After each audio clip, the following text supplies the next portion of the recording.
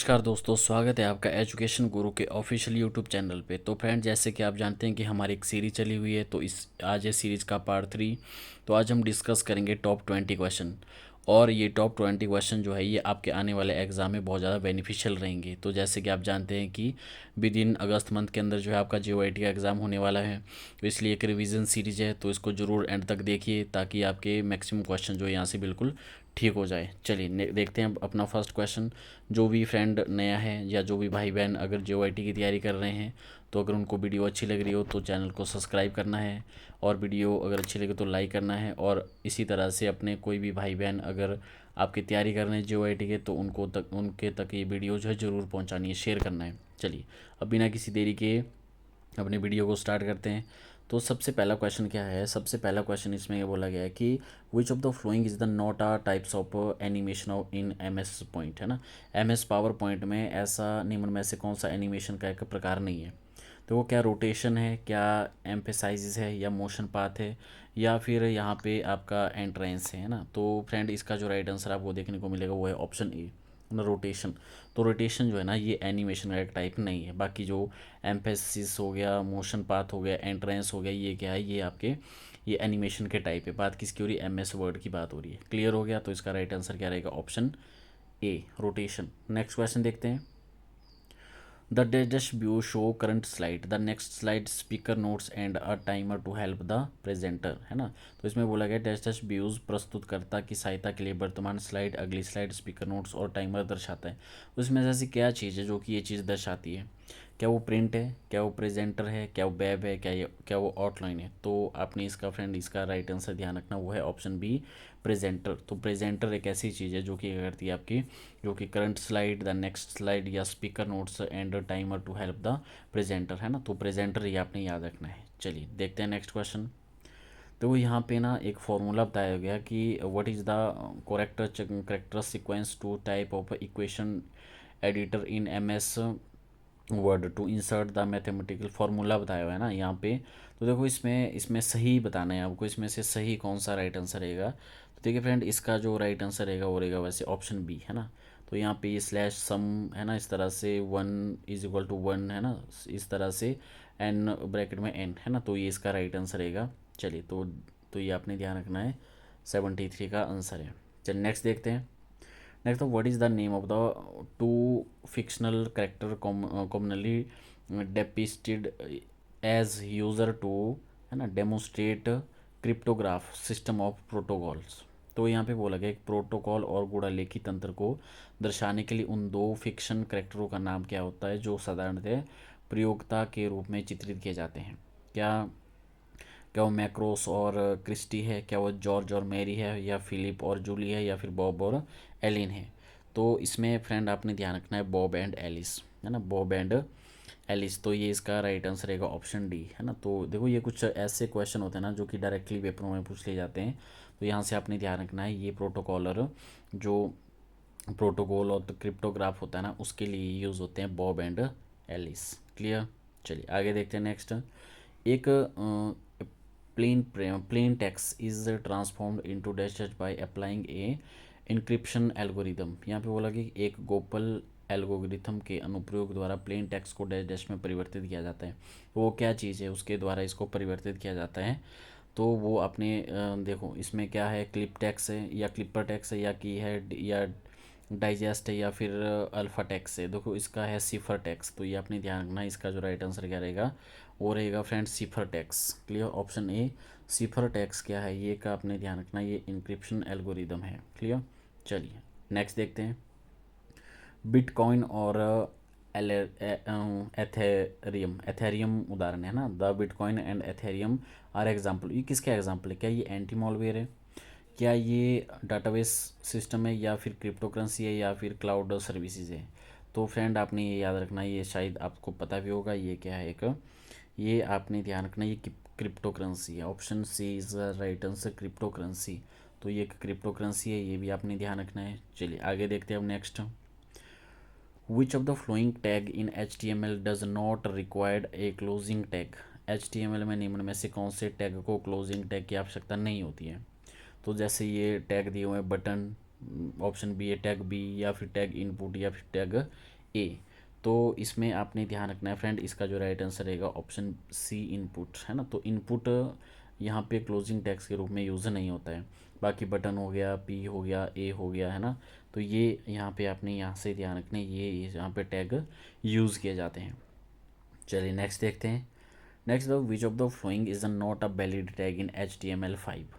तो यहाँ पे बोला गया कुछ टैग होते हैं ना जो कि HTML5 में वैलिड नहीं होते। क्या वो IMG है, क्या वो LI है, क्या वो चेक बॉक्स है, या फिर EM है। तो फ्रेंड इसका आपने याद रखना है वो कौन सा है, वो ऑप्शन सी चेक बॉक्स। तो चेक बॉक्स इसमें यूज़ नहीं होता है ना। बाकी जो जैसे आप देख सकते हो IMG इमेज के लिए होता है ना, और उसके बाद लिंक LI हो गया, फिर ई इमेज के लिए होता है। तो ये इसमें आपने याद रखना है, ये इसके राइट आंसर, बट सी जो है इसका राइट आंसर है ना। तो ये विच of the following is not a valid tag in HTML। Clear 5।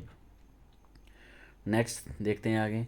Which language is mainly used for client slide scripting in HTML document. इसमें से कौन सी लैंग्वेज है ना जो कि HTML क्लाइंट स्लाइड को में यूज़ की जाती है, प्रयोग की जाती है।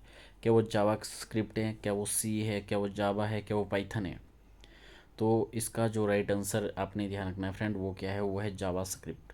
तो जावा स्क्रिप्ट यूज़ जो किस में होती है, मेनली क्लाइंट साइड स्क्रिप्टिंग इन HTML डॉक्यूमेंट्स में होती है। क्लियर हो गया। बाकी सी, जावा, पाइथन, है ना, ये अलग से लैंग्वेज यूज़ होती है, तो ये भी आपने ध्यान रखना है। क्लियर हो गया। चलिए आपने मुझे कमेंट करके बताना है कि जो सी लैंग्वेज है ना, सी लैंग्वेज जो है कौन सी आपकी यहाँ पे हिस्ट्री में यूज़ की जाती है ना, कौन सी इसमें आपने याद रखना है, ये इसमें मुझे कमेंट करके बताना है आपको, है ना। चलो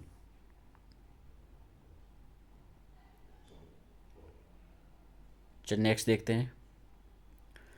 विच ऑफ द फ्लोइंग HTML, अच्छा ये ऊपर वाला, which language is mainly used for client slide scripting in HTML document. इसमें से बोला गया है कि, अच्छा ये हो गया हमारा, है ना। तो नेक्स्ट देखते हैं। नेक्स्ट यहाँ पे क्या देखते हैं, next which of the following HTML tag in use to create numbered list of items, है ना। तो यहाँ पे क्या बोला गया है, यहाँ पे बोला मधु की एक नंबरी सूची बनाने के लिए निम्न में से कौन सी HTML टैग उपयोग किया जाता है। क्या वो NL है, या NUM है, या फिर लिस्ट है, या फिर OL है। तो फ्रेंड इसका अपने ध्यान रखना है, इसका डायरेक्टली आंसर रहेगा वो रहेगा ऑप्शन डी OL, है ना, OL। तो ये इसमें HTML में टैग यूज़ किया जाता है ना। बाकी NUM, लिस्ट, NL ये यूज़ नहीं किए जाते हैं। चलिए नेक्स्ट देखते हैं। एक which HTML tag is use to create a cell in a table row. इसमें से बोला गया कि एक टेबल रो में एक सेल बनाने के लिए निम्न में से कौन सा HTML टैग यूज़ किया जाता है। क्या वो TD है, क्या वो सेल है, या फील्ड है, या फिर TCL है ना। तो फ्रेंड इसका आपने ध्यान रखना है, इसका जो राइट आंसर रहेगा वो रहेगा ऑप्शन A TD, है ना। TD इसका राइट आंसर रहेगा। ये क्या करेगा, एक टेबल रो में एक सेल बनाने के लिए निम्न में से मतलब HTML टैग में ये यूज़ किया जाता है TD। इसको हम क्या बोलते हैं, टेबल डाटा कहते हैं, इसको हम टेबल डाटा कहते हैं। क्लियर हो गया। चलिए नेक्स्ट देखते हैं अब आगे। नेक्स्ट आता है, नेक्स्ट क्वेश्चन क्या आता है, how will you add a tool tip on A HTML element. एक HTML अवयव में आप एक टूल टिप को किस प्रकार जोड़ेंगे, है ना। तो इसमें क्या बोला गया कि आप किस तरह से जोड़ेंगे, क्या यूजिंग स्टाइल एट्रीब्यूट करेंगे, क्या यूजिंग टिप एट्रीब्यूट करेंगे, या यूजिंग टाइटल एट्रीब्यूट करेंगे, या यूजिंग HCRC एट्रीब्यूट करेंगे। तो इसमें आपने ध्यान रखना फ्रेंड, इसका जो राइट आंसर रहेगा वो रहेगा option C using title attribute. तो यूजिंग टाइटल एट्रीब्यूट के थ्रू आप क्या करेंगे, ये एक टूल टिप को जोड़ेंगे, है ना। तो आप HTML में क्या करेंगे, एक टूल टिप को जोड़ेंगे, है ना। तो ये हो गया, तो ये आपने यहाँ से ध्यान रखना है। चलिए बढ़ते हैं अपने नेक्स्ट क्वेश्चन देखते हैं। Next the which HTML tag is use to insert a horizontal line in a HTML document. एक HTML डॉक्यूमेंट में एक क्षैतिज लाइन के अवेशन के लिए कौन सा HTML टैग यूज़ किया जाता है ना। तो यहाँ पे हॉरिजॉन्टल लाइन की बात कर रहे हैं, इंसर्ट अ हॉरिजॉन्टल लाइन, उसके लिए कौन सा टैग यूज़ किया जाता है। क्या OL किया जाता है, क्या UL किया जाता है, क्या HR किया जाता है, क्या LI किया जाता है। तो इसके लिए आपने फ्रेंड ध्यान रखना है, उसके लिए क्या आ जाता है ऑप्शन सी HR, है ना। तो इसका स्टैंड, ये मतलब जो टैग होता है ये स्टैंड फॉर हॉरिजॉन्टल रूल चलता है, ये HR क्या चलता है, हॉरिजॉन्टल रूल चलता है। तो 83 का राइट आंसर क्या देखने को मिलेगा आपको, ऑप्शन सी HR। क्लियर। और HR की फुल फॉर्म क्या होगी, हॉरिजॉन्टल रूल होता है। चलिए नेक्स्ट आता the HTML entry to insert a symbol, है ना, इन HTML डॉक्यूमेंट इज। ये जो सिंबल बताया गया ना, ये किसकी एंटिटी है, मतलब ये क्या इंसर्ट करता है, ये क्या ए है, या जैसे $IT, है ना, जैसे $IT हो गया, या फिर आपका $IT हो गया, या फिर %IT हो गया। तो इसमें आपने फ्रेंड क्या ध्यान रखना है, इसका जो राइट आंसर रहेगा वो रहेगा ऑप्शन बी, है ना, बी ऑप्शन याद रखना है। उसमें क्या होगा आपका, इसमें आपने ध्यान रखना है, इसमें $IT ये हो गया ना, तो $IT ये आपने ध्यान रखना है, ये लेस देन सिंबल होता है आपका, ठीक है, और ये ओपन टैग के लिए यूज़ किया जाता है, ठीक है। चलिए नेक्स्ट देखते हैं। नेक्स्ट आता है 85 question. HTML comment is enclosed inside. तो HTML कमेंट इनक्लोज साइड क्या होता है, तो ऑप्शन ए एंड होता है, या ऑप्शन बी एंड स्टार, दोनों तरफ स्टार होते हैं ना, या फिर सी होता है, या फिर डी है। इसका जो फ्रेंड राइट आंसर आपने ध्यान रखना है वो है ऑप्शन डी। इसका जो राइट आंसर क्या रहेगा, ऑप्शन डी, है ना। इस तरह से आप दे सकते हो, है ना, लेस देन, इस तरह से ये, फिर और डॉट है दो, और उसके बीच में एंड है, और फिर से डॉट, और फिर उसके बाद लेस देन, है ना। इस तरह से ये आपने यहाँ से ध्यान रखना है, ठीक है। चलिए आगे देखते हैं।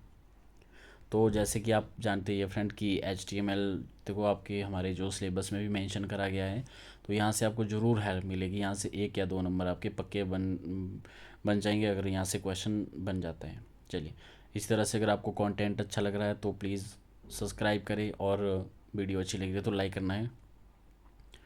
नेक्स्ट देखते हैं। नेक्स्ट है what is the default size of text in HTML element, है ना। तो यहाँ पे देखो एक डिफ़ॉल्ट साइज़ बोला गया है लेस देन H1, है ना, या इस तरह से।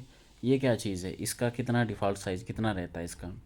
तो अगर हम बात करेंगे फ्रेंड इसके डिफ़ॉल्ट साइज़ की, तो इसका जो राइट आंसर रहेगा वो रहेगा ऑप्शन डी, 2 EM, है ना, 2 EM। तो ये इसका डिफ़ॉल्ट साइज़ रहेगा, है ना। तो ये आपने यहाँ से ध्यान रखना है, और इस तरह से इसका जो राइट आंसर बनेगा वो रहेगा option D, 2 EM। Clear. Next आता है what is the full form of CSS, है ना। तो देखो सी मोस्ट इंपॉर्टेंट है, इसको स्टार मार्क कर लेना है इस क्वेश्चन को। तो CSS किसकी फुल फॉर्म है, क्या वो कास्केडिंग स्टाइल शीट है, या कॉमन स्प्रेड शीट है, या फिर कोडिड स्टाइल शीट है, या फिर कॉम्पैक्ट सॉलिड स्टेट है। तो फ्रेंड इसका आपने ध्यान रखना है, इसका जो राइट आंसर रहेगा ऑप्शन ए, cascading style sheet. Cascading style sheet ये इसका राइट आंसर रहेगा। तो ये आपने मोस्ट इंपॉर्टेंट, ये बहुत बार पूछा जाता है। चलिए नेक्स्ट देखते हैं। How will you select the outline colour of a shape in Microsoft Paint, है ना। माइक्रोसॉफ्ट पेंट में एक शेप को बाहरी रंगों को किस प्रकार चयन करेंगे, जो आउटलाइन होती है ना, बाहरी आउटलाइन, उसको आप किस तरह से उसको आप क्या करेंगे, चूज़ करेंगे, किस तरह से आप उसको सिलेक्ट करेंगे। क्या वो इसका अगर आप देखेंगे फ्रेंड, इसका जो राइट आंसर देखने को मिलेगा वो रहेगा ऑप्शन बी, है ना। तो इसका जो राइट आंसर क्या रहेगा, ऑप्शन बी, यानी by holding the shift key while selecting the colour from the palette, है ना, पैलेट। तो पैलेट के रंगों को चुनने के दौरान शिफ्ट को की को ही दबा कर रखें, है ना। तो पैलेट्स के रंग चुनने के बाद क्या करना है आपको, शिफ्ट की को ही दबा के रखना है ना। तो यहाँ पे क्वेश्चन याद रखना है कि माइक्रोसॉफ्ट पेंट में एक शेप को आउटर लाइन रंगों में किस प्रकार से चयन करेंगे, पैलेट से रंग को चुनने के दौरान शिफ्ट को दबा कर रखना है। चलिए नेक्स्ट देखते हैं।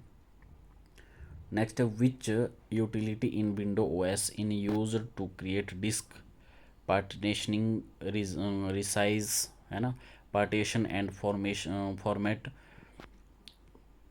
Partition on storage device. Window OS में भंडार युक्तियों का डिस्क पार्टीशन रिसाइज या पार्टीशन फॉर्मेट को बनाने के लिए निम्न में से कौन सी यूटिलिटी उपयोग की जाती है। तो यहाँ पे अगर आपने फ्रेंड ध्यान रखना है, इसका जो राइट आंसर रहेगा वो रहेगा ऑप्शन बी, है ना, डिस्क पार्ट। डिस्क पार्ट के लिए ये यूज़ किया जाता है। इसमें क्या याद रखना है आपको, डिस्क पार्टीशनिंग, है ना, रिसाइज पार्टीशनिंग, और फिर उसके बाद फॉर्मेट पार्टीशन, ये स्टोरेज डिवाइस यूज़ होता है उसके लिए कौन सा, डिस्क पार्ट। क्लियर। नेक्स्ट आता है which toolbar is M S Word 2013 by default contain 3 commands save undo and redo. तो एम एस वर्ड 2023 में बाय डिफ़ॉल्ट कौन से टूल बार में 3 कमांड होते थे, सेव अंडू और रीडू। क्या वो फॉर्मेट है, क्या वो एक क्विक एसेस है, या फिर कस्टम है, या फिर स्टैंडर्ड है। और अगर हम इसकी बात करेंगे फ्रेंड, इसका जो राइट आंसर रहेगा वो रहेगा ऑप्शन बी, क्विक एसेस। तो क्विक एसेस में इसमें आपने ध्यान रखना है, ये इसका राइट आंसर है। तो एम एस वर्ड 2013 में ये बाय डिफ़ॉल्ट यूज़ किया जाता था पहले सेव अंडू और रीडू के लिए। तो चलिए फ्रेंड, ये थे कुछ मोस्ट 20 क्वेश्चन। तो आई होप आपने वीडियो को अच्छे से देखा होगा। तो यहाँ से आपके हाई चांसेस रहते हैं कि यहाँ से ज़रूर क्वेश्चन देखने को मिलेगा आपको विद इन आपके जो अपकमिंग एग्ज़ाम होने वाला JOIT के लिए। तो ये अगर आपको वीडियो अच्छी लगी हो तो चैनल को सब्सक्राइब करें और वीडियो को लाइक करना है। मिलते हैं अब इस तरह से नेक्स्ट वीडियो है, तब तक के लिए धन्यवाद। जय हिंद, जय हिमाचल।